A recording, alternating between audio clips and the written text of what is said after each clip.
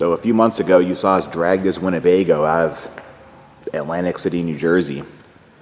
For some reason, a lot of you are probably still questioning why we did it. Well, don't worry, so are we. But to make ourselves feel better, today we're going to try and get it running. You can see Corey came prepared. Actually, I think that was sitting here before he even came in, so I guess someone just had their suspicions. So this is a 1976, I think same as the other one. Yeah, this actually isn't the other Winnebago. There's two of them. But this is a Brave, so it's a shorty. Much shorter than the other one, being the Chief. I think that's the longest one, at least this year. And somehow Winnebago and Dodge felt that it would be a good idea to put a 318 in this. Yep, 2-barrel 318. So we already opened the hood. You check the oil here. Keep it coming. There we go. And yeah, there's something that used to be oil in there. So I think we're good to go to try and start it. Nothing's on fire yet, right? Not yet. Nothing's on fire. Not yet. Doesn't look smoky inside yet. It don't look smoky here yet. They messing around. Yeah, I'm messing around because I don't know what's going to happen. Maybe it's going to do something. It would be cool. Want to see fireworks? No. Okay. We have to see those at night. We're gonna see, oh, only at night. Well, you're going to see fireworks during the day in 1 second. Okay.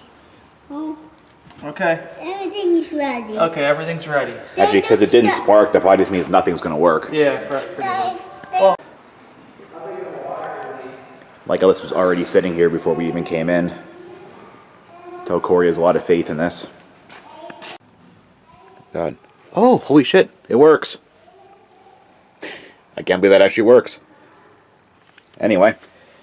So this actually has a 318. Yes, they actually put a 318 2-barrel in a freaking Winnebago. I mean, the other one with the 440 was bad. I can't even imagine this. So I'm just still shocked that works. The interior lights came on. You got one marker light in the front, one Is it in the back. one that works or one that doesn't work? One that works. Okay, perfect. But it's the middle one, so maybe the rest, you know what I mean? It's not like one of the end ones. So the wiring's probably okay. maybe. Yeah, you got a bunch of marker lights out, but I think it'd be alright. Let's see if you got tail. That's amazing. You got one tail light. Wow. Oh, all the marker lights work back here except for just like one. I'd say it'd be alright. I think I just need bulbs. That's crazy. Oh, you got headlights. They started working? Yeah. The heck, you forgot the Wednesday. You forgot it. Okay, thanks. The wiring was just rusty. It's wearing itself back in and starting to work again. Those battery cables. The battery? I mean the starter? Yeah. The starter? Let me get this out of the way. 1 second. Paxton, you're being bad. I'm sad. It's okay. Do you think it'll run out where we remove the coffee maker from the engine bay? Or do you think that was like maybe essential to it? Coffee make. Oh, Or the coffee pot. Yeah. How are we doing? I think we'll be okay. Okay, before we get too crazy here, we're going to fish a wire down to the starter, which is on the driver's side on Mopars, and try and kick it over and just make sure the engine spins and the starter spins. We already checked the oil. There is physically oil in it. It smells like carbureted oil, so sure it's fine. So first things first, we tried to jump the starter solenoid off the back of the alternator, but there's no power going to the alternator. I think it has something to do with the silly starter relays that Dodge uses somewhere down in there on the frame. I remember from the other one. Must cut power to the alternator because somehow this actually has lights inside. Look at this. Boom! So I guess we're going to run this right down to the battery and try it again. We'll just join some pieces of wire together in the normal fashion. So plan B, Corey found this ground cable which has this handy dandy little terminal on it that I can clamp around the positive cable. And I ran that into the engine bay. So yeah, this thing will be driving in no time. See, my plants are doing well. It just smells like urine in here. Oh, and if you're curious why we're even bothering like hot wire this thing, it's because it didn't come with a key. So we'd rather just do this shady shit instead of just putting an ignition lock cylinder in it. So the ballast resistor is down here along with the ignition module. Yeah, there's the module. The ballast is under it. What I wanted to do was run hot to the side of the ballast, because what that does is it bumps the voltage down before it goes into the ignition. Even though this is electronic ignition, the Chrysler systems still run like their points, so they need a voltage drop down before it goes into the coil and the distributor. So I'm going to assume this is probably also like points where you can run it for like a little bit without frying everything. So that's what we're going to go with here, because I don't really feel like getting that ballast out. Unless, I don't know, I'll find some magical solution in between the next clip. Here, do you want to bump them? That trailer is there anyway. Hey!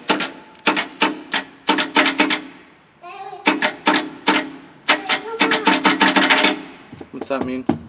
So the starter's bad or the engine's seized. Hey, come on.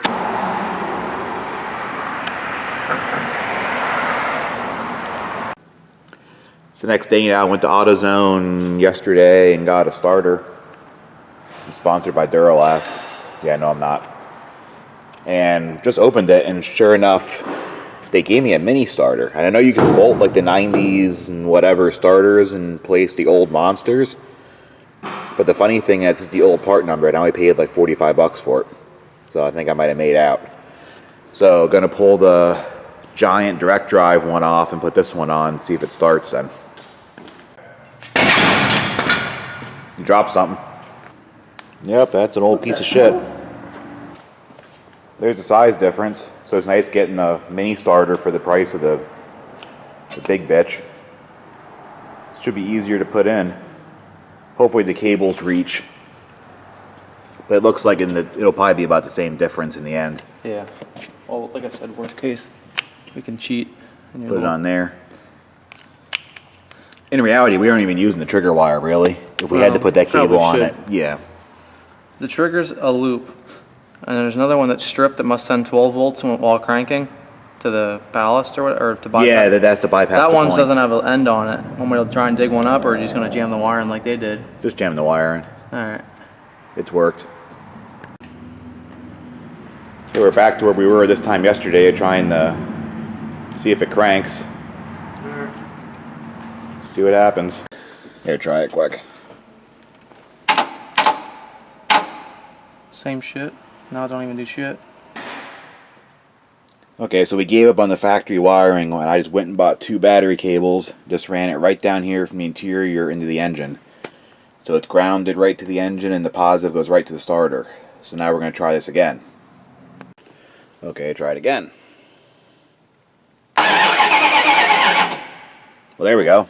So you think we have spark? No, I gotta wire the spark up yet, but it cranks after 2 days of trying. The spark is Just gotta jump it. Preferably the ballast, but I'm pretty sure if we just power the coil with it, it'll work. okay. So here's the situation. I unbolted the ballast. This is a 4-post ballast. If Google is right, the 2 red wires are the 12 volt side, and then the other side is the side that gets reduced voltage. So we have 2 wires with alligator clips going into 1 wire with an alligator clip. So supposedly if this gets power, if the ignition system works, it'll start. Okay, let's see what happens. Wow. Ooh. Sorry, I pulled the wrong one off. Yep. This thing gets hot. Yeah, was powering the whole ignition system. Okay.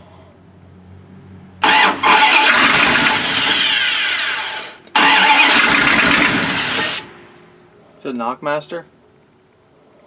Yeah, I don't know. Probably hasn't had oil in 10 years or whatever. Might get oil in it.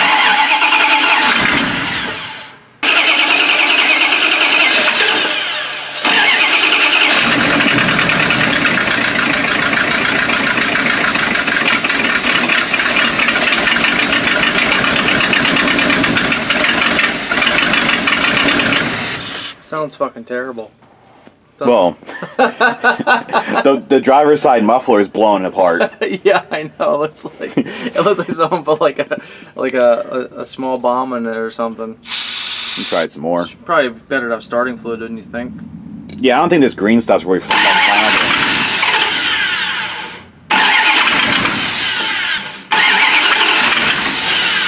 Hold up.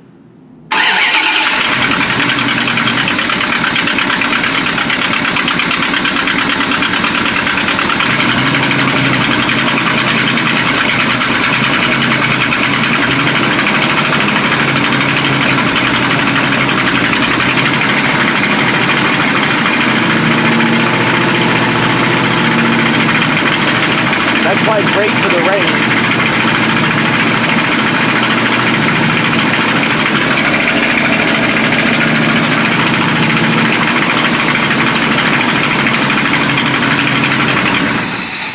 Zip ties and bias plies would be proud of you if you're hosing that thing. Yeah, I'm sure the rings love that. I think it sounds okay. Yeah, it sounds okay. You know, it wouldn't run because when the fan picked up, it was blowing the brake clean away. I saw it, man. That's when I put it closer, is when it started running. Yeah. That's why it would shut it every time it started. Well, I guess fix the brakes and drive it home, huh? Yep. We gotta get some fuel in it, but Yeah, we'll mess with see if it'll run on gas then. But you said you said the brakes worked, huh? Well, like 6 months ago, it felt like the brake pedal did something. Yeah, it moves. Oh, not anymore.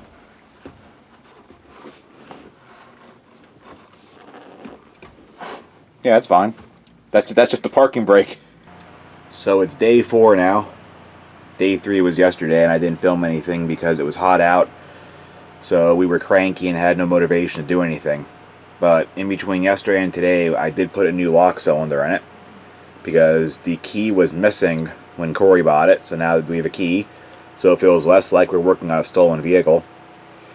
And I think now, in theory, if we turn the key, like, we should get power the proper way without having to jump everything. So Corey's changing the oil. We're going to put antifreeze in it because there's a giant leak. And by antifreeze, I mean water or whatever liquid we have around. And we'll see if this thing actually will run for a few minutes. On the way in today, Corey grabbed a new fuel cell for this.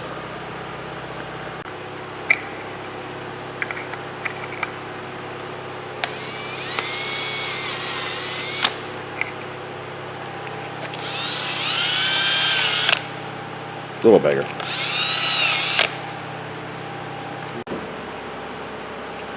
Oh, that's perfect.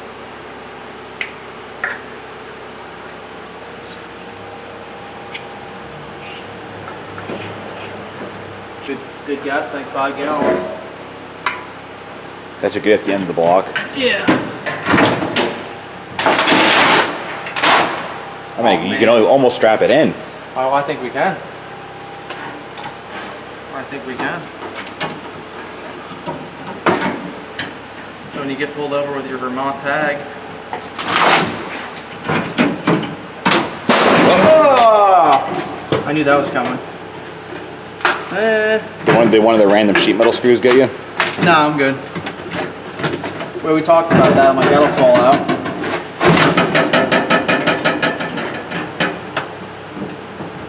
I think we're a little too big. That never happens.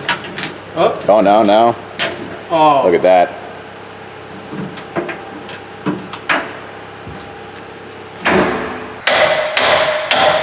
Oh, this thing needed calipers. Set that there. Pop the pads out. This pad doesn't even. That's right. Just the good side. Ooh, got a good kingpin on this side. That one's tight. Yeah, the passenger side hits all the potholes, I guess. Yeah, that's tight. We'll fill the other one with grease. He'll be fine. Yep. We decided to put brakes on it because Corey didn't like my brakes. There's the outboard pad. Here's the inboard pad. You could have still stopped using the rivets. Plus this caliper is seized, you couldn't even turn the wheel. So this was all from a Dodge van again, a 1-ton van. The other motorhome takes some wacky stuff you can't find. But this was just regular 76 Dodge 1-ton van calipers and pads. They didn't give you zinc coated ones for that? Yeah. For this side? Just the cheap side.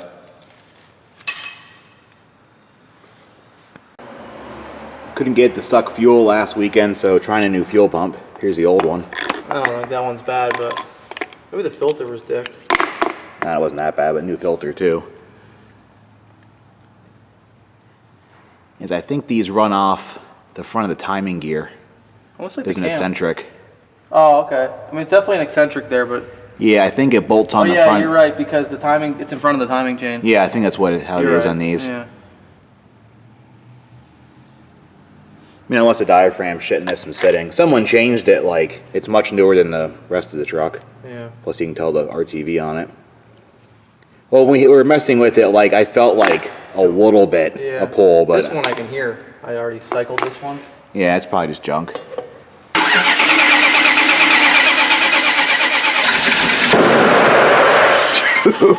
Holy shit. There goes the other muffler. At least these old ass windows held. I think we're good now though, it's probably clear, right? Yeah.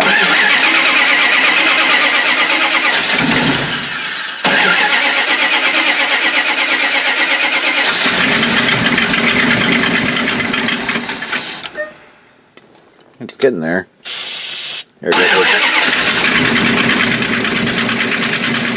There we go.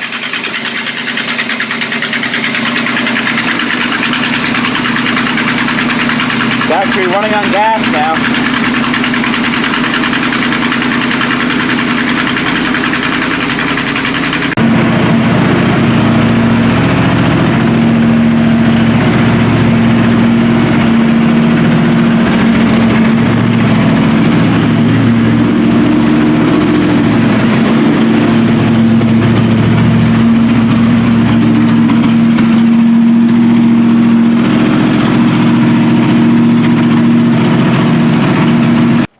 So the carburetor doesn't want to run it idle. It has to have like the choke shut.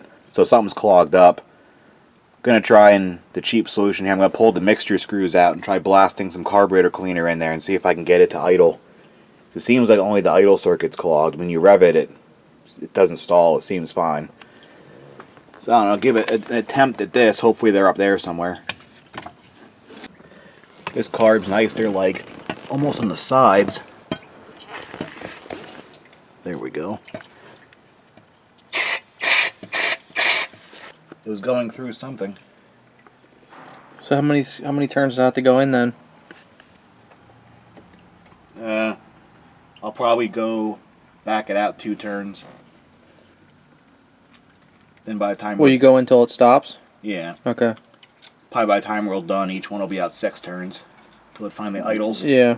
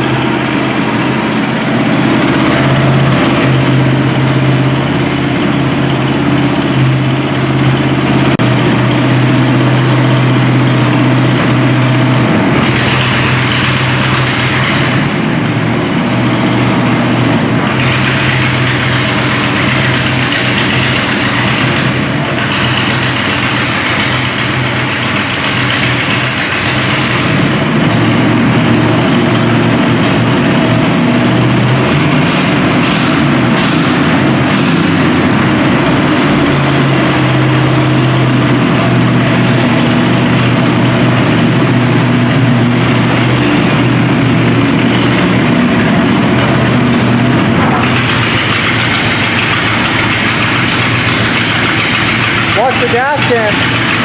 The gas can.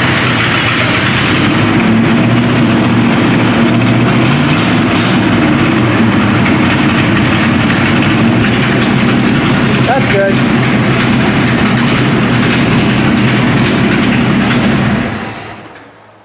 Cool. Figured the transmission worked. Oh, it clicks right in. Yeah. It wasn't even a delay. Yeah. 727. You made the face of like you're ready to roll. Like, yeah, I trust this thing.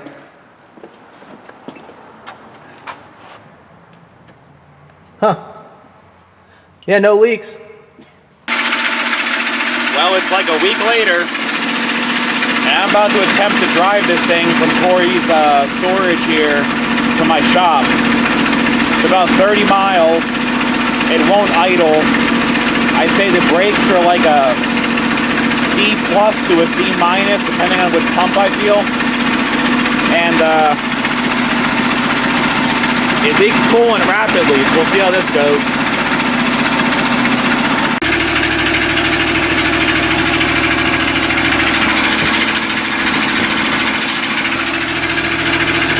This thing is a piece of shit. Wow.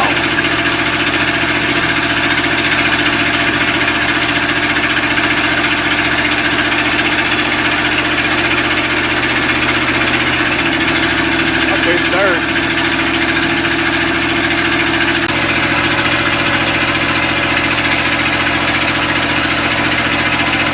Well, we gotta drive like 30 miles, so this should be good.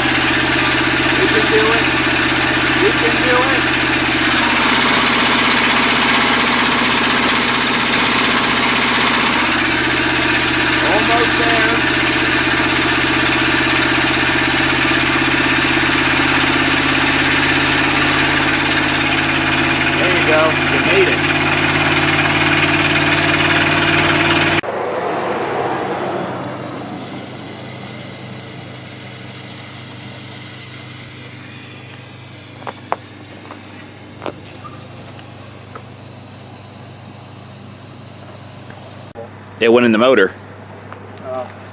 The water pump shop? No.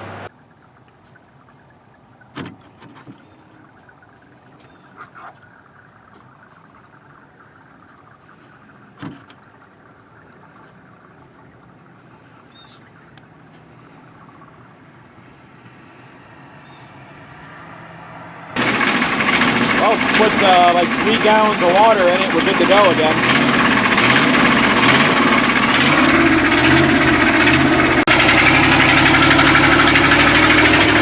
Oh, fuck. Holy shit.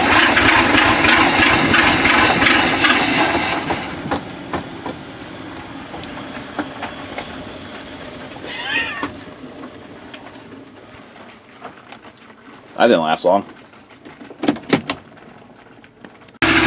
Okay, now we're rolling. I had to modify the stroke a little bit. It needs a little bit of choke to get all the maximum power here. Rough road, Jesus Christ, it's gonna be good. Oh!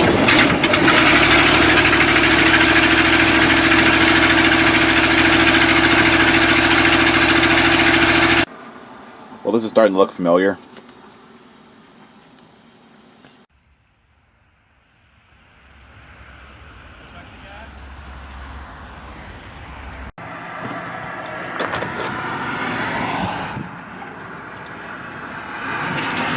Oh, there we go.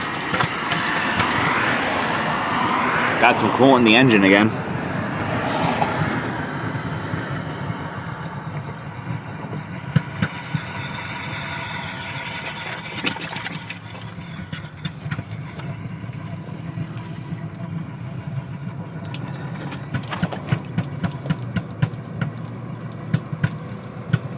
Good noise. So new change of plans is we're gonna dump this at my dad's house. It's closer. I'm sure he'll love that. But once we get into like civilization, I'm gonna be screwed with this thing, trying to put water and stuff in it. It's like warming up pretty quick, boiling over pretty quick. I just put 3 gallons in it. So we're only a few miles to my dad's house, so hopefully the thing will make it there. Well, I made it to my dad's house. That looks good. The nice thing is it stops blowing hot air on you when there's no antifreeze left in it. So now it's pretty comfortable to drive it. But at least now it's like somewhat home, and it's lowering my dad's property values instead of Corey's. We'll probably have to address the coolant leak a little bit more to drive it the rest of the way. It's probably only another 5 miles, but the problem is it's only going about 3 miles now between filling it up with water and it boiling over again. That and the right brakes are dragging on the front and the rear, which is interesting. So after a few miles, if you go above like 40, they start smoking, and it pulls violently to the right like it's going to roll the thing over. But it made it like, I don't know, 25 miles or so out of the 30-ish. I think it was like 28 miles. So only a few more miles to go, but at least now I can deal with it whenever I want. So yeah, there you go. More piles of junk bought for no reason at all and made the move for really no reason at all.